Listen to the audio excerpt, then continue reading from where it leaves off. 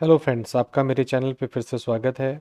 Last video में हमने देखा था किस तरह से हम यूज़ फॉर्म स्टेट हुक का यूज़ कर सकते हैं। जो एक्शन फीचर्स हमारे आए हैं जिसको हम सर्वर एक्शन भी बोलते हैं रिएक्ट 19 के अंदर। तो इस एग्जांपल में देखेंगे कि हम यूज़ फॉर्म स्टेटस हुक का यूज़ कैसे कर सकते हैं। तो उसके लिए थोड़ा सा मैं एक नया कंपोनेंट बना लेता हूँ। उसका नाम मैं रखता हूँ use form status example dot JSX। और इस कंपोनेंट के अंदर जो हमने ये बना रखा था इसी को कॉपी करेंगे क्योंकि इसी में मॉडिफिकेशन करना होता है। तो इसी में थोड़ा सा स्लाइटली मॉडिफाई करना है क्योंकि ये जो यूज़ फॉर्म स्टेट है इसको थोड़ा सा ऑप्टिमाइज करना होता है यूज़ फॉर्म स्टेटस को यूज़ करके। तो ये जो स्टूडेंट वाला हुक है इसको हटा देता हूँ फिलहाल के लिए, और यहाँ पे स्टूडेंट की जगह पे हम यूज़ कर लेते हैं अभी नया वाला use form status example like this use form status. और यहाँ पे इसको इंपोर्ट कर लेते हैं यूज़ फॉर्म स्टेटस, और यहाँ पे भी इसका नाम डाल देते हैं यूज़ फॉर्म स्टेटस। ये एरर दे रहा है क्योंकि अभी कंपोनेंट बना नहीं है, तो यहाँ पे बना लेते हैं, इसको नाम चेंज कर लेते हैं। इसका स्टूडेंट आ रहा है, यहाँ पे हम लिख देते हैं और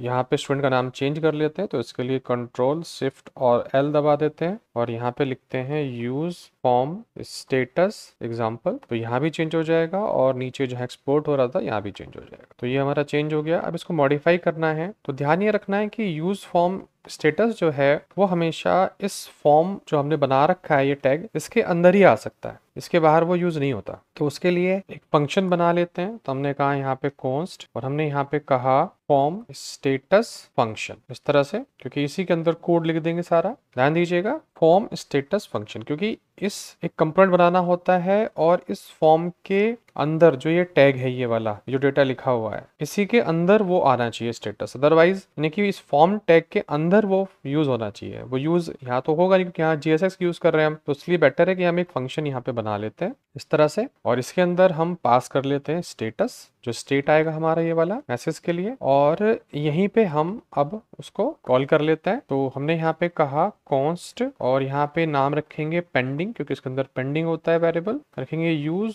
फॉर्म स्टेटस, इस तरह से उसको यूज करेंगे। और यूज फॉर्म स्टेटस रिएक्ट डॉम के अंदर ही होता है, तो यहीं पे लिखेंगे यूज फॉर्म स्टेटस, इस तरह से। ये आ गया मेरा पेंडिंग। अब इस पेंडिंग को यूज करते हैं यहाँ पे इंफॉर्मेशन के लिए। तो ये जो बटन बन रहा है इस बटन के अंदर इसको डिसेबल कर लेते हैं उस समय के लिए जिस समय हमारा बिजी चल रहा होगा। तो यहाँ पे लिख देते हैं पेंडिंग, इस तरह से। और ये जो मैसेज हम प्रिंट कर रहे हैं इसको थोड़ा चेंज कर लेते हैं। हम ये कह रहे हैं कि अगर बिजी चल रहा है पेंडिंग ट्रू है तो यहाँ पे हम लिखेंगे लोडिंग डॉट डॉट डॉट, ऐसे आता रहेगा। और अगर काम खत्म हो चुका है, तो अगर हमारा डेटा डेटाबेस में जा चुका है या जो भी हम काम कर रहे थे फंक्शन के अंदर वो पूरा हो चुका है, तो मैसेज आ जाएगा रिप्लाई करके फॉर्म यूज फॉर्म स्टेट के थ्रू। यहाँ से हमने फंक्शन के थ्रू जो मैसेज आएगा यहाँ पे आ जाएगा, अदरवाइज लोडिंग लिखा हुआ आएगा। तो हमने इसको थोड़ा चेंज कर लिया, तो ये हमारा चेंज हो गया। अब इस फंक्शन को कॉल कराते हैं यहाँ पे, तो ये फॉर्म के अंदर कॉल होगा। तो यहाँ पे इसको कॉल करते हैं। हमने यहाँ पे कहा फॉर्म स्टेटस, इस तरह से, और यहाँ पे हमने स्टेट के नाम से एक प्रॉपर्टी बनाई जिसमें स्टेट को भेज दिया ऐसे।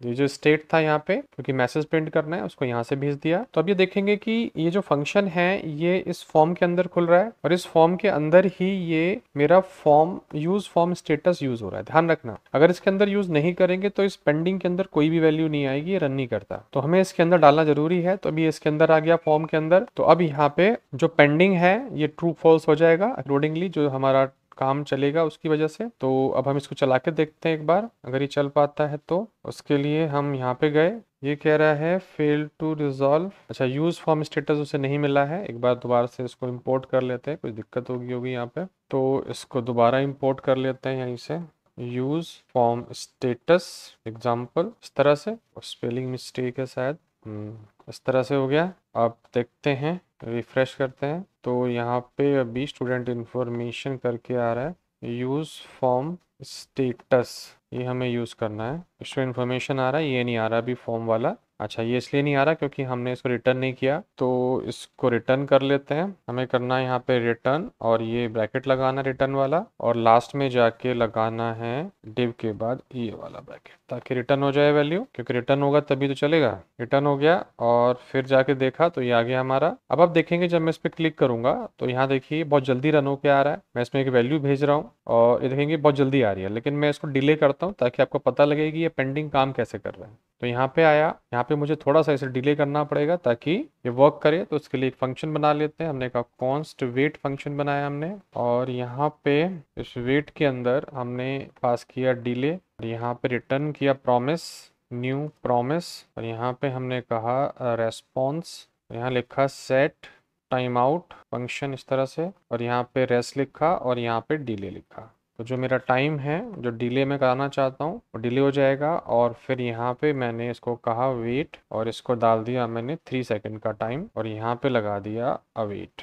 ये एसिंक का ऑलरेडी है तो ये डिले हो जाएगा, थोड़ा सा डिले हो जाएगा। तो आपको दिखेगा कि ट्रू फॉल्स वैल्यू का मतलब क्या है यहाँ पे। अब देखिए मैंने रिफ्रेश किया इसको और मैंने क्लिक किया तो आप देख रहे हो लोडिंग लिखा हुआ आ रहा है। जब तक मेरा वो ट्रू रहेगा वो लोडिंग आ रहा है। जैसे मैं यहाँ से भेज रहा हूँ, मैंने क्लिक किया तो आप देखो लोडिंग लिखा हुआ आ रहा है। तो लोडिंग कहाँ से आ रहा है, कैसे पता लग रहा है उसे कि ये लोडिंग है? ये इसे पता लग रहा है इससे, क्योंकि यहाँ पे इसको हमने चलाया तो इसके अंदर यानी कि फॉर्म जो हमारा टैग है इसके अंदर हमने एक हुक यूज किया जिसका नाम था use form status. Use form status जब तक ट्रू रिटर्न करेगा यहाँ पे, जब तक कि ये जो एक्शन फॉर्म है ये कुछ काम कर रहा है। तो जब तक ये ट्रू रहेगा तो हमने यहाँ पे इसको कर दिया कि ये मेथड, इस बटन को भी डिसेबल कर दें और यहाँ पे लोडिंग लिखा हुआ आ जाए। एक बार फिर देखते हैं तो ये बटन भी डिसेबल हो जाएगा। तो मैंने यहाँ पे कुछ भेजा और देखिए ये बटन डिसेबल हो गया, ये इनेबल नहीं होगा जब तक, आप दोबारा नहीं भेज सकते, और ये इन्फॉर्मेशन आ गई। तो थोड़ा सा आपका जो यूज फॉर्म स्टेट है, यहाँ पे यूज फॉर्म स्टेटस जो है, ये जो यूज फॉर्म स्टेट आपने बनाया है ये इसको ऑप्टिमाइज कर देता है। ये इसका यूज है। इन दोनों को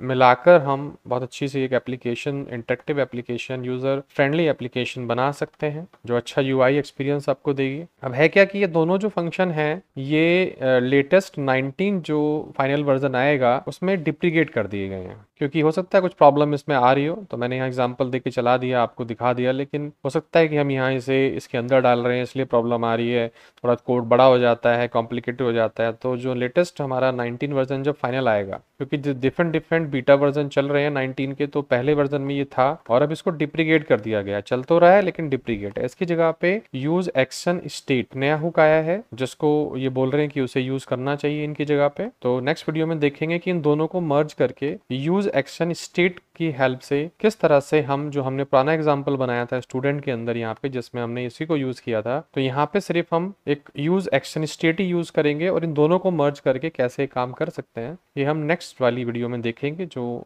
नेक्स्ट वीडियो होगी 19 रिएक्ट 19 के फीचर्स के ऊपर, तो वहां पे इसको देखेंगे। इस वीडियो में मैंने आपको बताया किस तरह से आप यूज फॉर्म स्टेटस हुक को यूज कर सकते हैं यूज फॉर्म स्टेट के साथ में। और यूज फॉर्म स्टेटस अलग से भी यूज हो सकता है, जरूरी नहीं है कि इसके लिए आपको यूज फॉर्म स्टेट ही यूज करना पड़े, हम सेपरेटली भी यूज कर सकते हैं, बट ये बेस्ट वर्क इसी के साथ करता है। तो इसलिए मैं इसका सिंगल यूज नहीं बता रहा हूँ क्योंकि वैसे भी डिप्रीकेट हो गया है। तो जो नया हमारा हुक है उसी को ऊपर हम लर्न करेंगे, उसी को हम देखेंगे, क्योंकि बहुत सारी इन्फॉर्मेशन बनाई जाती है बीटा वर्जन में, वो काम नहीं करती तो उनकी जगह पे नई चीजें आ जाती। तो अभी ये चल रहा है, लेटेस्ट फीचर दिखा रहे जा रहे हैं बहुत सारे, तो उसके फॉर्म में मैंने आपको बता दिया यहाँ पे कि किस तरह से इसको यूज कर सकते हैं।